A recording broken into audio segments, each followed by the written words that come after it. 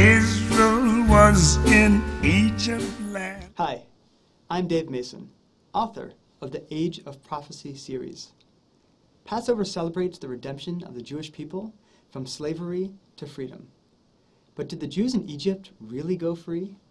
No less than 5 times, the Jews in the desert lamented being brought out of Egypt, even suggesting they appoint a new leader to bring them back. Now, some of these times I can almost understand, like a week after the Exodus, trapped against the sea, Pharaoh's entire army bearing down on them.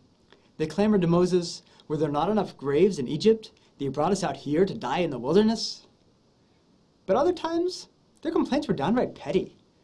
Like when they whined to Moses that in Egypt they had leeks and melons, and all they had in the desert was manna from heaven. Melons?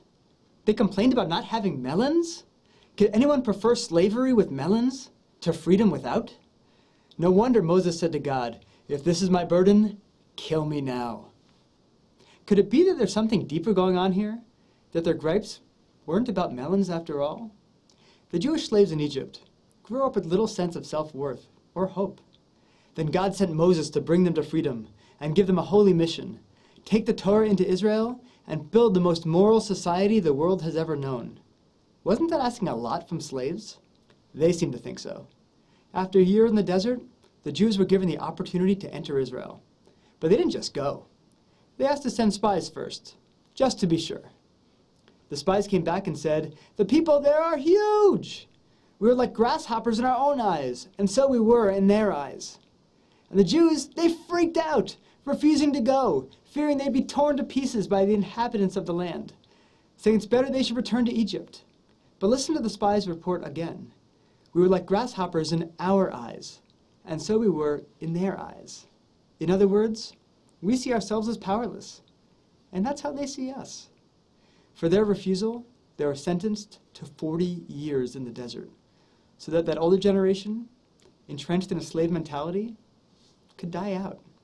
But this isn't the Jewish story.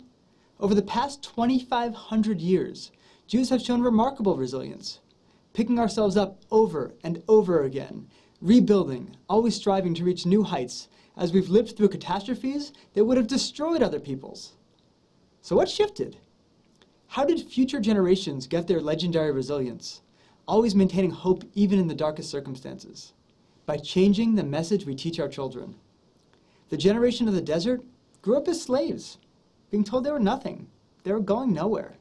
But now, every Passover, we make sure that every one of our children knows the story of that generation, knows how the Jews were in the lowest place, and they were miraculously pulled out.